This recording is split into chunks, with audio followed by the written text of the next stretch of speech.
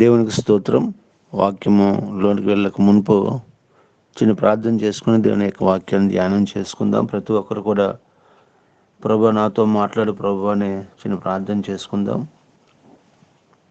పరిశుద్ధుడ, ప్రేమ గల తండ్రి, దయగల ప్రభ, నీ ప్రశస్త నామాన్ని బట్టి స్తోత్రాలు చెల్లిస్తున్నాం తండ్రి. ఈ ఉదయకాల సమయంలో ప్రభ మమ్మల్ని జీవప్రాప్తులుగా చేసావు, నీ కొందనాళ్ళు ప్రభ. ఈ ఉదయం లేచి ప్రభ నీ వాక్యం ధ్యానిస్తూ ఉండగా నాయన ప్రభ, వాక్యమై ఉన్న దేవా, మీరు మాతో మాట్లాడమని ప్రార్థన చేస్తున్నాం ప్రభా. వాక్యము అందరికీ అర్థమయ్యే రీతిలో పరిశుద్ధాత్మడ ప్రతి ఒక్కరికి కూడా మీరు బోధించమని ప్రార్థన చేసుకుంటూ నన్ను నీ సిలువ చోటును మరుగుపరచండి. ప్రతి అడ్డులు, ఆటంకాలు, దుష్టుడు కలిగించే ప్రతి అవాంతరాలన్నిటినీ యేసు క్రీస్తు నామంలో గద్దిస్తున్నాం తండ్రి. ప్రభా, మాతో మాట్లాడమని యేసు నామంలో ప్రార్థించి వేడుకుంటున్నాం తండ్రి. ఆమేన్.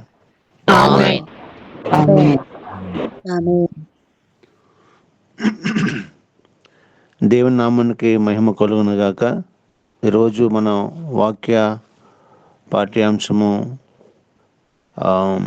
భావి అంటే మనకు అందరు కూడా బాగా సుపరిచితమైన వాక్యమే. ఎందుకంటే మన యొక్క మందిరాల్లో కూడా దేవుని సేవకులు ఈ వాక్యం గురించి మనకు బోధించి ఉంటారు.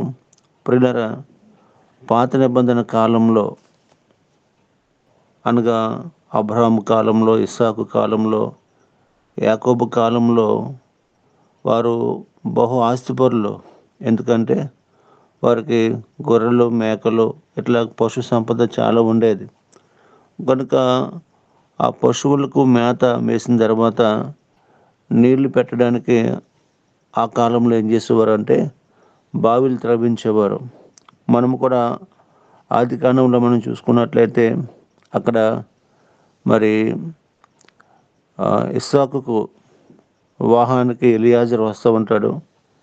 ఎలియాజరు వచ్చి ఒక బావి దగ్గర ఆగుతాడు.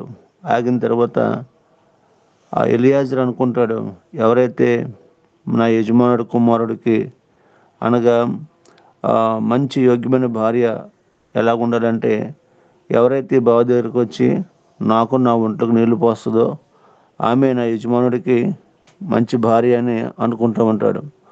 ఆ సమయంలో ఆ యొక్క స్థలానికి అనగా బావి ఉన్న స్థలానికి ఎవరు వస్తారంటే రిబ్కా వస్తుంది. కనుక అట్లాగా పాత నిబంధన కాలంలో కూడా బావులు ఉండేవి. ఎందుకంటే పశువులు దాహం తీర్చడానికి, మనుషులు దాహం తీర్చడానికి బావులు చాలా ఉపయోగపడుతూ ఉండేవి. బావి అనేది అర్థం ఏంటంటే ప్రియులరా, చాలా లోతుగా ఉంటుంది. మరి పాత నిబంధన కాలంలో కొన్ని బావులు మనం చూసినట్లయితే మరి యాకోబు బావి అని ఎట్లాగా మనం కొన్ని పేర్లు పెట్టారు మరి దానికి.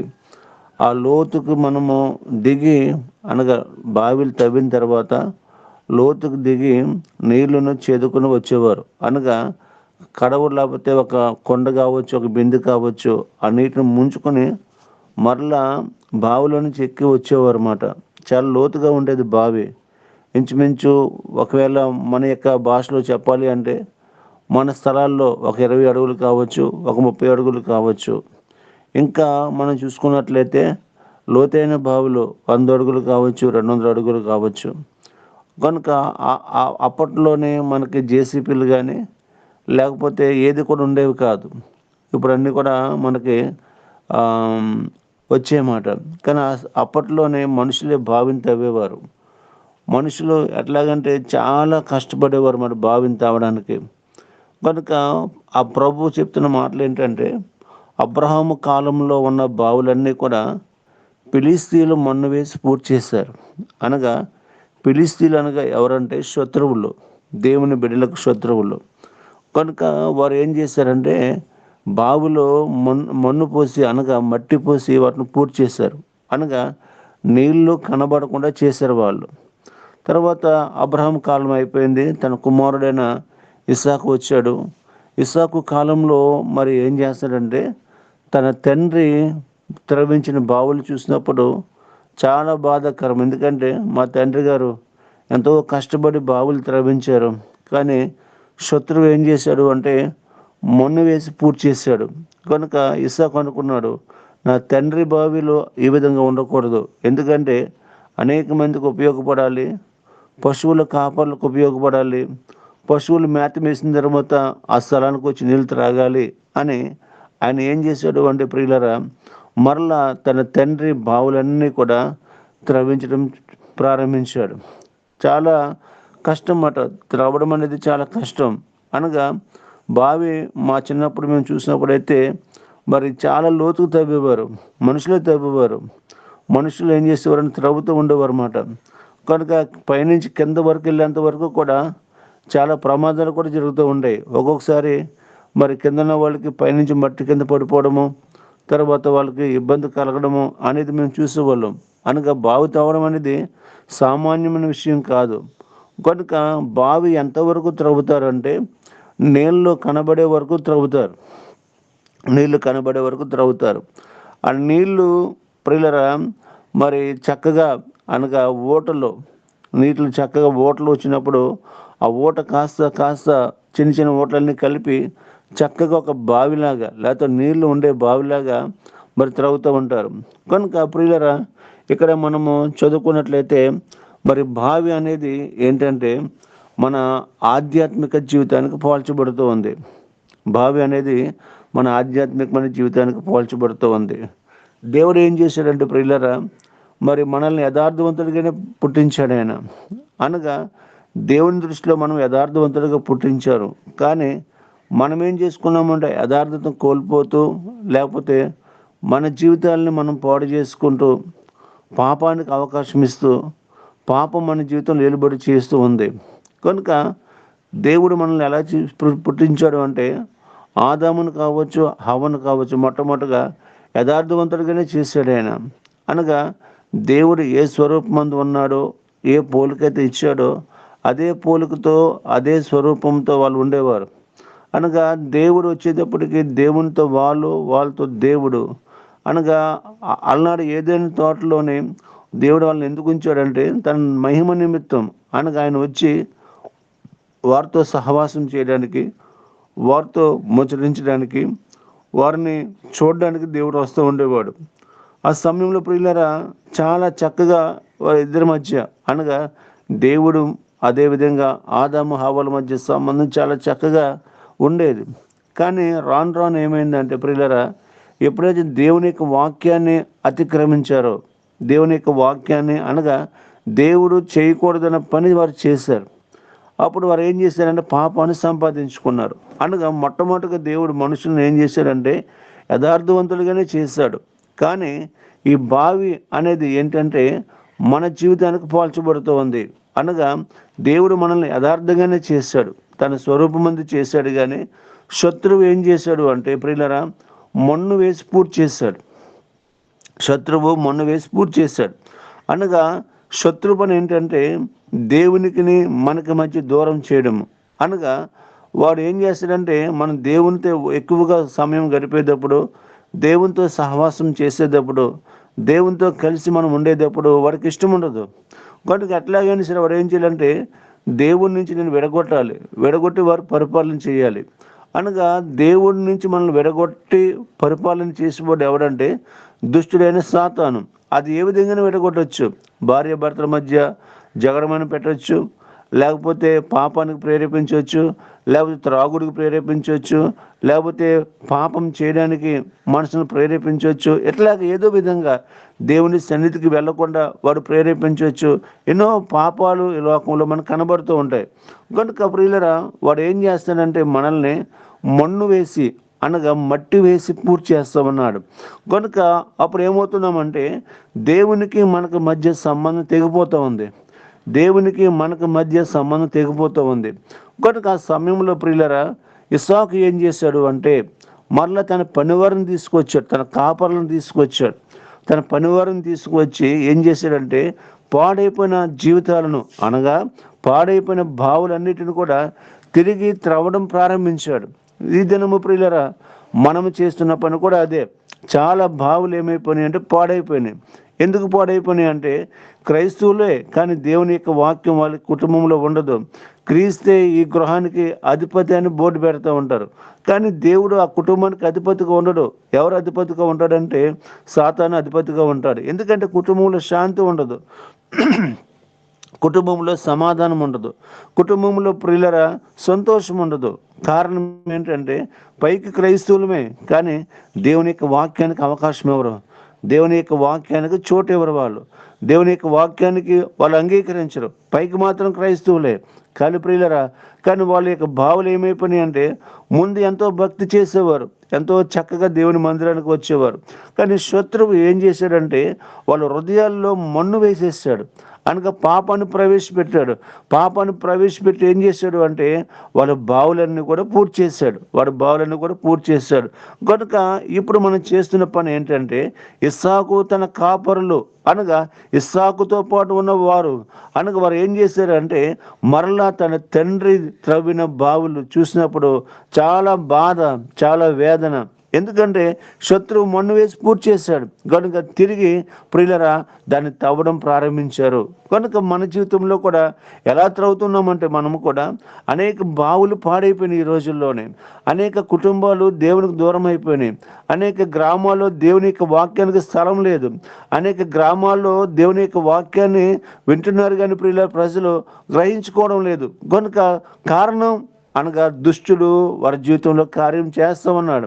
కనుక ఎలా త్రవ్వుతున్నామంటే మనము దేవుని యొక్క వాక్యం అనే ఖడ్గాను పట్టుకుని, లేదా దేవుని యొక్క వాక్యం అనే సువార్తను పట్టుకుని, దేవుని యొక్క వాక్యం అనే ఆ యొక్క జీవము గల మాటను పట్టుకుని ప్రతి గ్రామానికి వెళ్తూ ఉన్నాం మనము. కారణం ఏంటంటే పాడైపోయిన బావులు ఆ గ్రామంలో ఉన్నాయి, పాడైపోయిన ప్రజలు ఆ గ్రామంలో ఉన్నారు, పాడైపోతున్న పాపంలో ఉన్న ప్రజలందరూ కూడా ప్రియులరా పాపంలో నశించిపోతూ ఉన్నారు. కానీ హెస్కేల్ భక్తుడు ఒక మాట చెప్తాడు, దుష్టుడు దుష్టత్వంలో ఉండి మరణించడం నాకు ఏమాత్రం ఇష్టమా అంటాడు ఆయన. అనగా దుష్టుడు మారు మనసు పొందాలి, దుష్టుడు రక్షింపబడాలి. ఎలా రక్షింపబడతాడు? వారు హృదయం అంతా కూడా పాపంతో నిండిపోయింది, వారి హృదయం అంతా కూడా ఏమైపోయింది అంటే ప్రియులరా మన్ను వేసి దుష్టుడు పూర్తి చేశాడు. ఎట్లా వాడు విడిపింపబడతాడు? కనుక ప్రియులరా ఎలా విడిపింపబడతాడు అంటే జీవము కలిగిన దేవుని మాటను మనం చేత పట్టుకుని అనేక గ్రామాలకు వెళ్ళి యేసు ప్రభు సువార్త ప్రకటిస్తూ ఉన్నాం మనము, ఆ గ్రామంలో ప్రార్థన చేస్తూ ఉన్నాం మనము, ఆ కుటుంబంలో ప్రార్థన చేస్తూ ఉన్నాం మనము, యేసువే పరిచర్య ద్వారా ప్రియులరా అనేక గ్రామాలకు వెళ్ళగలుగుతూ ఉన్నాము, మరి ఉపవాస ప్రార్థన పెట్టగలుగుతూ ఉన్నాం మనము, అదేవిధంగా కృతజ్ఞత కూడిక పెట్టగలుగుతూ ఉన్నాం మనము. అనగా కారణం ఏంటంటే నీలో ఉన్న ప్రతి పాపాన్ని కూడా తరిమి వేయడానికి దేవుని యొక్క వాక్యం అనేది మన జీవితంలో తప్పగా మనం ప్రకటిస్తూ ఉన్నాం మనము. కనుక ప్రియులరా ప్రియులరా మట్టి ఆ మన్ను వేసిన బావులన్నీ కూడా ఇస్సాకు ఏం చేస్తూ ఉన్నాడంటే త్రవ్వుతూ ఉన్నాడు. ఆయన చాలా త్రవ్వుతూ ఉన్నాడు. లోపల ఉన్న కల్మషం అంతా కూడా దేవుని వాక్యంతో నువ్వు ప్రార్థనతో త్రవ్వుతూ ఉన్నప్పుడు ప్రియులరా ఆ వాక్యం మనం కిందకు వెళ్ళగలిగితే ప్రియులరా అక్కడ చెప్తాడు ఇస్సాకు ఏమంటాడంటే ఇదిగో జలలు గల ఓట నాకు కనిపించిందని దేవుని యొక్క వాక్యము సెలవిస్తూ ఉందన్నమాట. కనుక ప్రియులరా మన జీవితంలో కూడా వారు ప్రభు చెప్తున్న మాట వాక్యం చూడండి, మరియు ఇస్సాకు దాసులు ఆ లోయలో త్రవ్వగా జలగల బావి దొరికెను అని దేవుని యొక్క వాక్యం సెలవిస్తూ ఉందన్నమాట. కనుక నీళ్ళ బావి దొరికినని దేవుని యొక్క వాక్యం సెలవిస్తుంది. అనగా ఎంతవరకు త్రవ్వుతున్నామంటే మరలా వారి జీవితంలో పశ్చాత్తాపం కలుగు చేస్తా ఉన్నాం మనము. మరలా ప్రియులరా దేవునితో ఉన్న సంబంధం మరలా పురుకొలుపుతూ ఉన్నాం మనము, దేవునితో ఉన్న సహవాసాన్ని మనము ప్రోత్సహిస్తూ ఉన్నాం మనము. అమ్మా పర్వాలేదు రండి, దేవుని యొక్క సన్నిధికి రండి, దేవుని యొక్క వాక్యం రండి, మీ జీవితంలో మీ పాపాలు విడిచిపెట్టండి, యేసు ప్రభు రక్తం ప్రతి పాపం నుండి మనల్ని విమోచిస్తుందని మనము దేవుని యొక్క వాక్యం చెప్తూ ఉన్నప్పుడు ప్రియులరా వారి జీవితంలో ప్రియులరా ఆ మొన్నంతా తొలగిపోతూ ఉంది, ఆ యొక్క పాపమంతా కూడా తొలగిపోతూ ఉంది. అప్పుడు కనబడుతూ ఉంది ఏంటంటే జలలు గల నీళ్లు కనబడుతూ ఉన్నాయి. అనగా ఆ నీళ్లకు సాదృశ్యం ఏంటంటే మరలా దేవుని యొక్క వాక్యము వారి జీవితంలో కనిపిస్తూ ఉంది, మరలా దేవుని యొక్క వాక్యం వారు అంగీకరిస్తూ ఉన్నారు, మరలా యేసు ప్రభు రక్తం వారి పాపాలను కడుగుతూ ఉంది.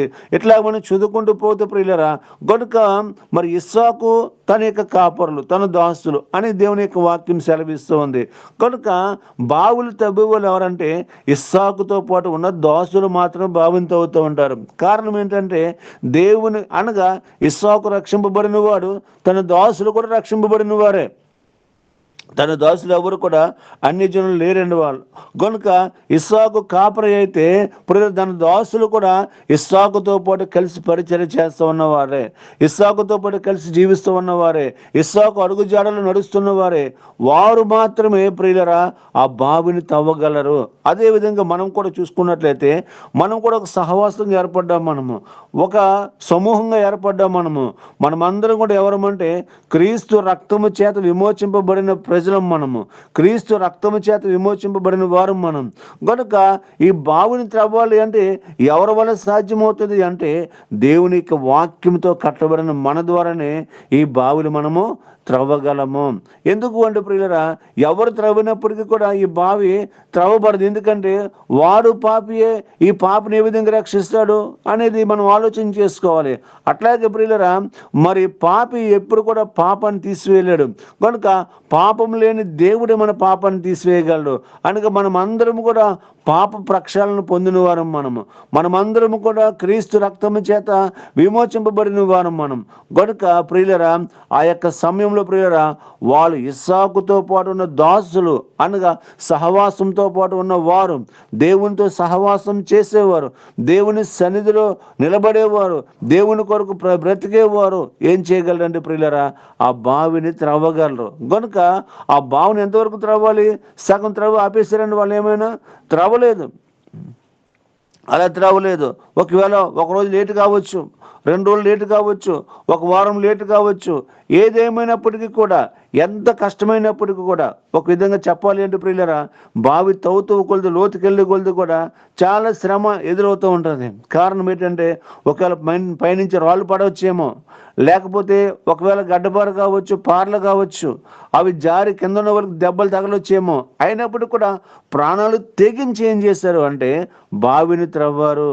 అంటే దేవుని బిడ్డలకు ఉన్న లక్షణం ఏంటంటే నా మట్టుకు బ్రతుకుట క్రీస్తు, చావైతే లాభం అని పౌలు చెప్తూ ఉన్నాడు. ఎందుకంటే మనం బ్రతికేది అనేక మందిని బ్రతికించడానికి, మనము దేవునిలో జీవించేది అనేక మందిని జీవింప చేయడానికి. రక్షణ నీకు నాకు ఒక్కరికి మాత్రమే కాదు, రక్షణ అనేది అందరికీ కావాలి. అందరికి కావాలి అంటే మనం ఏం చేయాలంటే త్రవ్వే పని చేయాలి. మనం సువార్త ప్రకటించే పని చేయాలి. దేవుని యొక్క వాక్యం చెప్పే పని మనం చేయగలగాలి. కనుక ఒకవేళ చెప్తూ ఉన్నప్పుడు శ్రమ మనకు కూడా రావచ్చు. పౌలు జీవితంలో వచ్చింది, యాకోబు జీవితంలో వచ్చింది, పేతురు జీవితంలో వచ్చింది. మనం చూస్తూ ఉన్నాం అనేక మంది దేవుని సేవకులను కూడా ఈ లోకము ఏం చేస్తూ ఉందంటే అంతమొందిస్తూ ఉంది, అనగా చంపేస్తూ ఉంది. వాళ్ళు అనుకుంటున్నారు వీళ్ళు చంపేస్తే ఈ బావులు ఇంతతో ఆగిపోతాయేమనుకుంటున్నారు. కాదు. ఎందుకంటే వారు చంపే కొలది కూడా దేవుని ప్రజలను, దేవుడి దాసులను ఆయన లేపుతూ ఉన్నాడు ఆయన. ఎందుకంటే వారు చేయవలసిన పరిచయం చేసి ముగించారు. ఆ కొనసాగించవలసిన బాధ్యత ఎవరిదంటే బ్రతుకున్న మన యూసుఫ్ టీమ్ది. మన మీద భారం దేవుడు మోపి ఉన్నాడు అన్నమాట. కనుక ప్రియులరా, మన మీద బాధ్యత మోపి ఉన్నాడు. మనం కూడా త్రవ్వగలగాలి. ఎంతవరకు త్రవ్వగలగాలంటే దేవుడు మనకిచ్చిన ఆయుష్కాలము కొద్ది, మనకిచ్చిన ఆరోగ్యము కొద్ది ప్రియులరా, మనము కూడా దేవుని పని చేయగలగాలి. అనేక మంది జీవితాల్లో మనం దేవుని వాక్యము చూసే వరకు కూడా, మారు మనసు చూసే వరకు, రక్షణ చూసే వరకు ప్రియులరా మనము బావులు త్రవ్వుతూనే ఉండాలి. కనుక ఆ సమయం దేవుడు మనకిచ్చాడు. కనుక అనేక మంది నవ్వినప్పటికీ కూడా వారు అపోస్తులు చూసినట్లయితే వాళ్ళు బ్రతుకున్నారా? వారు లేరు. వారు హతసాక్షులుగా మరణించారు. వాళ్ళు ప్రభు సన్నిధికి వెళ్ళిపోయారు. కనుక మనకు దేవుడు ఈ భాగ్యాన్ని మనకు అనుగ్రహించాడు. ఎంతోమంది మనకంటే ముందున్న వారు, ఎంతోమంది దేవుని సేవకులు వారు పని వారు చేసి, అనగా ప్రభు ఇచ్చిన పని వారు చేసి వారు మరి తన ఆయుష్కాలం ముగించిన ప్రభు దగ్గరికి వెళ్ళిపోయారు. కనుక ఇప్పుడు మన సమయం వచ్చింది. మన సమయంలో కూడా ఎలా త్రవ్వాలి అంటే నా మట్టుకు బ్రతుకుని క్రీస్తు, చావైతే లాభం. అంటే నేను బ్రతికితే దేవుని కొరకు బ్రతకాలి అనే ఉద్దేశంతో, అనే ప్రణాళికతో మనము ఆ బావులు త్రవ్వగలగాలి. త్రవ్వుతున్నప్పుడు ప్రియులరా, ఇస్సాకుతో పాటు ఉన్న దాసులు వారు ఏం చేశారంటే ఎంతవరకు త్రవ్వారు అంటే ప్రాణం పోయినా పర్వాలేదు, మా యజమానుడు చెప్పిన పని మేము చేయాలి. ఇస్సాకుని ఇక్కడ మనము ప్రియులరా యేసు ప్రభుతో పోల్చుకుంటే, యేసు ప్రభుతో పోల్చుకుంటే ప్రియులరా ఆయనతో పాటు ఉన్న శిష్యులు అనగా ఆయనతో పాటు ఉన్న దాసులు ఏం చేస్తారంటే, మనము దేవునితో ఉన్న దాసులు కూడా చక్కని సువార్తను ప్రకటించారు. వాళ్ళు చక్కగా దేవుని సేవ చేశారు. వారు మరణం మట్టుకు కూడా నమ్మకంగా ప్రభు కొరకు బ్రతికారు వాళ్ళు. ఎందుకంటే ప్రభు వారికి అప్పగించిన పని నమ్మకంగా చేశారు. ఇట్లాగా మనం చూసినట్లయితే ఇస్సాకు కాపర్లు కూడా, ఇస్సాకు దాసులు కూడా ఏం చేశారు అంటే ప్రియులరా నమ్మకంగా త్రవ్వాలి బావలను. నమ్మకంగా తవ్వి ఎంతవరకు త్రవ్వారంటే వారిలో దేవుని యొక్క వాక్యము చూసే వరకు వారు త్రవ్వగలిగారు. మన జీవితంలో కూడా ప్రియులరా, మన జీవితంలో కూడా మనం ఏం చేయాలంటే అనేక మంది జీవితాలు దేవుని యొక్క వాక్యము చూసే వరకు కూడా, మార్పు చూసే వరకు కూడా మనం వరకు ప్రార్థన చేయాలి. వారి కొరకు ప్రార్థన చేయాలి. మనము వారి కొరకు దేవుని యొక్క వాక్యం చెప్పాలి. వాళ్ళు ఉన్న ప్రతి పాపాన్ని మరి ఒప్పుకునే విధంగా మనము వారికి దేవుని యొక్క వాక్యాన్ని బోధించాలి. ఇట్లాగా అనేక మందిని దేవుని వైపు త్రిప్పగలగాలి.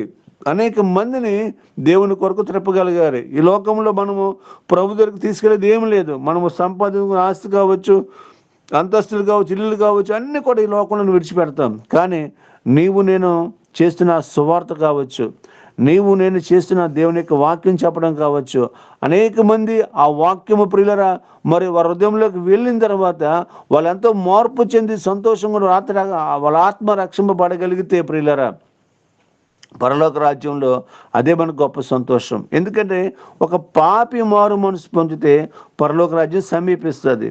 నువ్వు లక్షల కొద్ది ఆస్తి సంపాదించుకున్న దేవుడు సంతోషపడ్డగానే ఒక ఆత్మను ప్రభు దగ్గర మనం తీసుకెళ్ళగలిగితే, ఒక ఆత్మను ప్రభు దగ్గర నడిపించగలిగితే, ఒక ఆత్మను ప్రియులరా ఆ మన్ను వేసిన ఆ యొక్క ఆత్మను ప్రియులరా ఆ మన్ను తీసివేసి అనగా ఆ పాపాన్ని తొలగించి మారు మనసు పొందే మంచి మనిషిగా, దేవునికి అనుకూలమైన మనిషిగా మనం మార్చగలిగితే అప్పుడు దేవుడు సంతోషపడతాడు. కనుక మనం సంపాదించుకున్న ఆస్తి ఇదే. ఎందుకంటే పరలోక రాజ్యంలో మనం ఆస్తి సంపాదించుకోవాలంటే అక్కడికి మనం ఆస్తి సంపాదించుకోవడం అవసరం లేదు. అక్కడ సంపాదించుకోవడం కూడా అవకాశం లేదు. కనుక అక్కడ నీకు ఆస్తి కావాలంటే ఈ లోకంలోని దేవుని కొరకు మనము పనిచేసే విధంగా మనము ఉండగలగాలి. కనుక ప్రభునందు ప్రియమైన దేవుని బిడ్డలారా ఇట్లాగ అనేక మందికి దేవుని యొక్క వాక్యం చెప్పే భాగ్యాన్ని దేవుడు మనకి అనుగ్రహించాడు. కనుక అదే విధంగా ప్రియులారా యోహాను రాసిన సువార్తలో కూడా మనం ఒక మాట చదువుకోవచ్చు. ఎందుకంటే అక్కడ యోహాను రాసిన సువార్త 1వ అధ్యాయం 4వ అధ్యాయంలో 14వ వచనం మనం చదువుకున్నట్లయితే అక్కడ కూడా ఒక ఆమె కనబడుతూ ఉంటుంది. ఆమె ఇంచుమించు మధ్యాహ్నం వస్తుంది బావి దగ్గరికి వచ్చి బావి దగ్గర ప్రభు కూర్చుంటాడు. ప్రభు అంటాడు దాహానికి ఇమ్మంటాడు. కానీ ఆమె ప్రియులరా నీకు 4 భర్తలు ఉన్నాడు, ఇప్పుడు ఉన్నవాడు నీ వాడు కదని ప్రభు చెప్తూ ఉంటాడు. అంటే తన జీవితంతో యేసు ప్రభు మాట్లాడుతూ ఉంటాడు. ఎక్కడున్నాడు ఆయన అంటే యాకోబు బావి దగ్గర ఉన్నాడు. ఆమె ఎక్కడ వచ్చింది? నీళ్లు చేదుకోవడానికి వచ్చింది. కనుక ఆమె చెప్తూ ఉన్నాడు. ఎందుకంటే ఆమె చెప్పింది ఏంటంటే చాలా పాపాత్మురాలైన స్త్రీ, పాపంలో జీవిస్తుంది ఆమె. సమరయ స్త్రీ పాపంలో జీవిస్తోంది, పాపంతో ఉందామె. ప్రభు చెప్తూ ఉన్నాడు ఏంటంటే ప్రియులరా ఇదిగో ఈ నీళ్లు త్రాగితే మళ్ళా నువ్వు దప్పుకుంటావు, కానీ నేను ఇచ్చి నీళ్లు త్రాగితే నువ్వు అన్నాడు కూడా దప్పి గొనవని దేవుని యొక్క వాక్యం సెలవిస్తూ ఉంది. అనగా ప్రియులరా ఆమె చెప్పింది మాట ఏంటంటే ఆమె పాపంతో వచ్చింది దేవుని దగ్గరికి. ఆ కడవ ఎత్తుకుని పాపంతో జీవిస్తుంది, పాపంతో వచ్చింది. ఆమె చెప్పగలుగుతుంది సమరయ పట్టణం అంతా వెళ్ళి ఇదిగో నేను మెస్సేను కనుగొన్నాను, నా జీవితంతో మాట్లాడిన యేసు ప్రభువును కనుగొన్నాను, రండి మనం ఆయన్ని చూద్దామని చెప్తూ ఉంది. నిజమే, ఎంత గొప్ప భాగ్యం ఉండదు.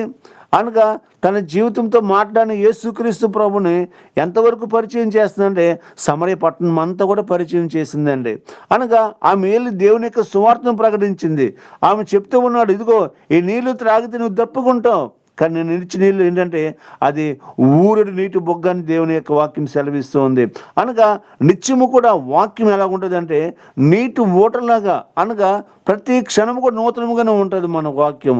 ఇది నేను చెప్పొచ్చు, రేపొద్దున వేరే సేవకుడు వేరే విధంగా చెప్పొచ్చు. కారణం ఏంటంటే ఆ వాక్యం అనేది ఏముంటుందంటే నూతనమైన జీవితం, అనగా నూతనంగా అంటే ఒక జీవజలాలుగా ఉంటుంది అన్నమాట, జీవజలాలుగా ఉంటుంది. కనుక ప్రియులరా ఆ వాక్యం నింపుకుంది ఆమె, ఆ కడవను విడిచిపెట్టిందండి.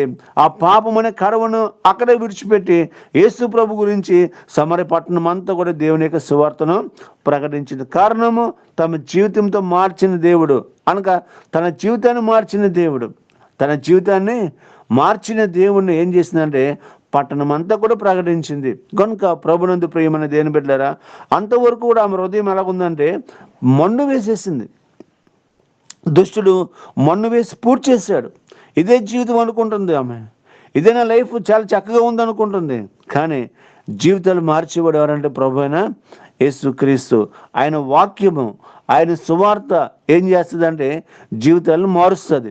కనుక ఆమె ఏం చేసిందంటే తమ కడవనంతా కూడా విడిచిపెట్టేసి తమ పాపానంతా కూడా పగలగొట్టేసింది కింద. తిరిగి ప్రభుని నింపుకొని సమరపట్నం వెళ్ళి దేవుని యొక్క సువార్తను ప్రకటించిందండి. కనుక ప్రభునందు ప్రియమైన దేవుని బిడ్డలారా, కనుక మన యొక్క జీవితాలు ఎలా ఉన్నాయనేది ఒకసారి మనము ఆలోచన చేసుకోవాలి. ఎంతో మునుపు దేవునికి చాలా సమీపంగా ఉండేవాడినండి, కానీ దేవునికి దూరం అయిపోయానండి. దేవునికి ఇష్టం లేని బ్రతుకుని బ్రతుకుతున్నానంటే నువ్వు అనుకోవచ్చు, అప్పుడు అనుకోవచ్చు, రే ఇది దుష్టుడు చేసిన పని, ఇది నా జీవితాన్ని దేవునితో నడిపించాలి, వారి సమస్యలు తీర్చబడాలి. మనము మనము చెప్పగలగాలి. ఎందుకంటే అనేక బావులు ఈ దినము పూడుకుపోయి ఉన్నాయి. కనుక మన జీవితాలు ఎలా ఉన్నాయి ఒకసారి మనం ఆలోచన చేసుకుందాం. నా జీవితంలో దేవుని యొక్క వాక్యం కనిపిస్తుందా? నా జీవితం చూచిన వారిని, నన్ను చూసిన వారిని నాలో దేవుని చూడగలుగుతున్నారా అనేది తప్పకుండా మనము ఆలోచన చేయగలగాలి. ఒకవేళ ఆ విధంగా మనం లేకపోతే, ఆ విధంగా మనము దేవుని దృష్టిలో కనబడకపోతే ప్రియులరా, మనం ఆలోచన చేయాలి. ఇదే నా జీవితం పాడైపోయింది, దుష్టుడు నన్ను మన్ను వేసి పూర్తి చేశాడు. ఫిలిష్తీయుల పని ఏంటంటే, దుష్టుని యొక్క పని ఏంటంటే దేవునికి నాకు మధ్య సంబంధం తెగ్గొట్టేవాడు వాడు. కనుక నేను ఎక్కడ పడిపోయాను, ఎక్కడ జారిపోయాను, నేను ఎక్కడ దేవుని నామానికి వ్యతిరేకంగా నేను జీవిస్తూ ఉన్నాను. ఒకసారి ఆలోచన చేసుకున్నట్లయితే ప్రియులరా, మరలా నువ్వు వెలిగించబడాలి. మరలా మనం ఏం చేయాలండి? వెలిగించబడాలి. ఎందుకంటే మరి ప్రకటన గ్రంథంలో చక్కని మాట ప్రభు సెలవిస్తూ ఉంటాడు.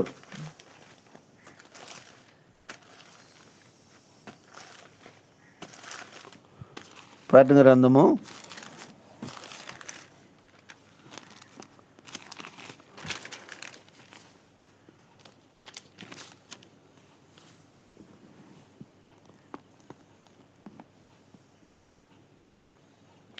2వ అధ్యాయము 5వ వచనం చదువుకుందామండి. ఎవరైనా చదవగలిగితే బాగుంటుంది. 2వ అధ్యాయము 5వ వచనం, నీవు ఏ స్థితిలో నుండి పడిపోతావో అది జ్ఞాపకం చేసుకుని మారు మనసు పొంది ఆ మొదటి క్రియలను చేయము. అట్లు చేసి నీవు మారు మనసు పొందితేనే సరే, లేని ఎడల నేను నీ యొద్దకు వచ్చి నీ దీపస్తంభమును దాని చోట నుండి తీసివేతును అని దేవుని యొక్క వాక్యం సెలవిస్తూ ఉంది. ప్రియులారా, ఇక్కడ మనం చూసుకున్నట్లయితే ప్రభు మళ్ళీ అవకాశం ఇస్తున్నాడు మనకి. మనం ఏ స్థితిలో నుండి పడిపోయామో మరలా మనం ఏం చేసుకోవాలండి? జ్ఞాపకం చేసుకోవాలి. మరలా మారు మనసు పొందాలి. మళ్ళీ నువ్వేం చేయాలండి? ఏ స్థితిని పడిపోయి జ్ఞాపకం చేసుకొని మారు మనసు పొంది ఆ మొదటి క్రియను చేయము. అనగా మొదటి క్రియను చేయమంటే ఇంతకు మారు మనసు పొందాం మనం, ఇంతకు మునుపు దేవుని అంగీకరించాం మనము. కానీ మరలా మనం పడిపోయిన స్థితి, మరలా మన జీవితం ఎలా ఉన్నాయంటే పడిపోయిన స్థితిలో ఉన్నాయన్నమాట. ఎక్కడ పడిపోయామో, నేను ఎక్కడ పడి నాకు తెలుస్తూ ఉంటుంది, మీరు ఎక్కడ పడిపోయారో మీకు తెలుస్తూ ఉంటుంది. కనుక ఏం చేయాలంటే మళ్ళా ఆ మొదటి క్రియను మనం ప్రభు చేయమంటున్నాడు. అనగా ఎందుకు అంటే ప్రియురా, మళ్ళా మారు మనసు పొంది రక్షింపబడి ప్రభు నేను పాపిని గ్రహించి మనము ఆ పాపాన్ని మనం ఒప్పుకొని విడిచిపెట్టగలగాలి. ఒప్పుకొని కప్పుకోకూడదు. కొంతమంది చాలా మంది ఏం చేస్తారంటే ఒప్పుకుంటారు, మళ్ళీ అదే పాపం చేస్తూ ఉంటారు. కనుక ప్రియులరా, మనం ఆ విధంగా చేయకూడదు. మరలా ఏం చేయాలంటే మార్పు పొందాలని ప్రభు చెప్తూ ఉన్నాడు. ఒకవేళ మార్పు చెందకపోతే దేవుడు అంటూ ఉన్నాడు కదా, నీ దీపస్తంభాన్ని ఆ స్థలం నుండి నేను తీసివేస్తానని చెప్తూ ఉన్నాడు. కనుక అంత స్థితి మనకు అవసరం లేదు. మరలా మనం ఏం చేయాలంటే మార్పు చెందాలి. మనము మార్పు చెంది మారు మనసు పొందాలి. తిరిగి జన్మించే విధానం మనకు కావాలి ప్రియులారా.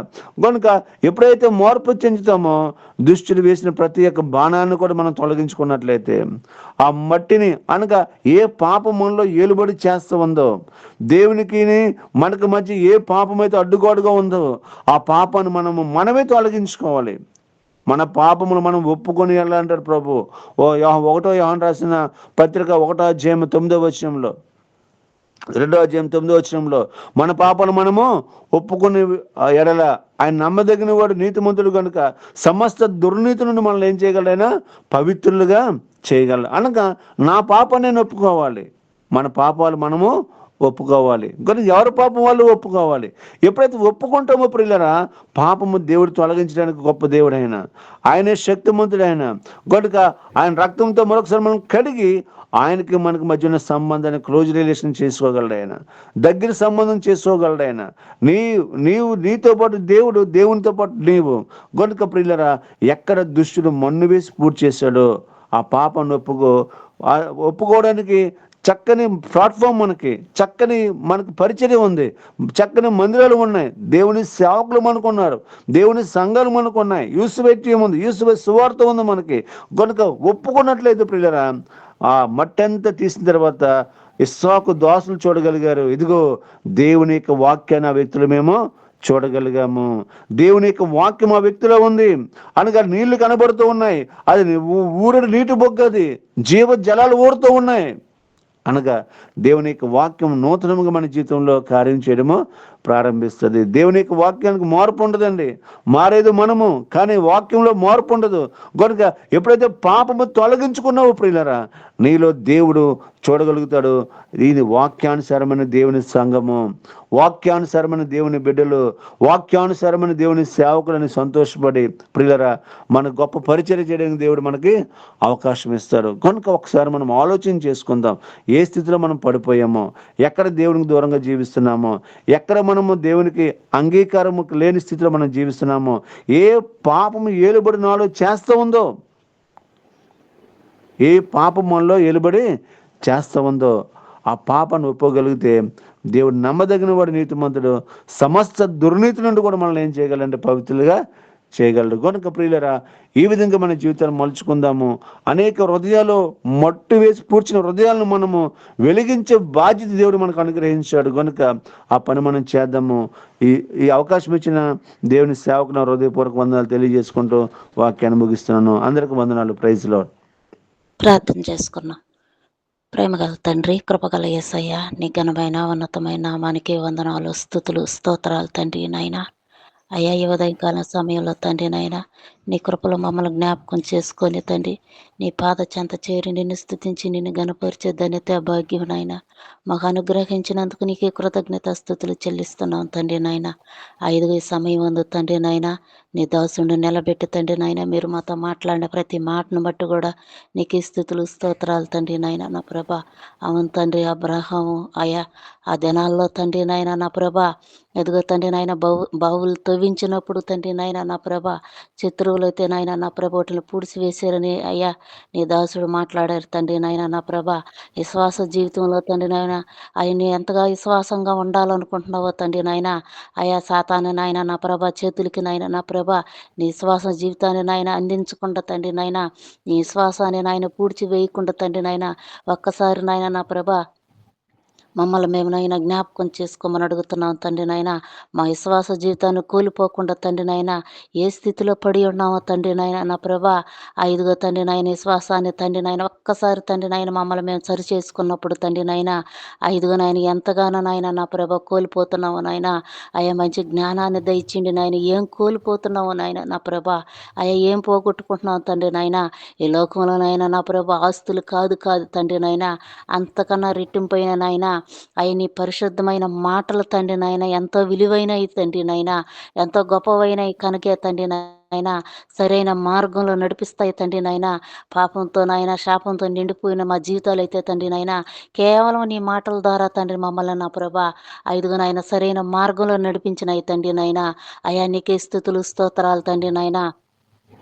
విశ్వాస జీవితాన్ని తండ్రి నాయన మేము కోల్పోకుండా నాయన నా ప్రభా, అయ్యా మా జీవితాల సాతాన నాయన చేతులకు అప్పగించకుండా తండ్రి నాయన మమ్మల్ని మేము సరి చేసుకుంటూ నాయన భక్తి జీవితంలో తండ్రి నాయన మేము నడుచుకునే కృపను దయచేయమని అడుగుతున్నావు నాయన.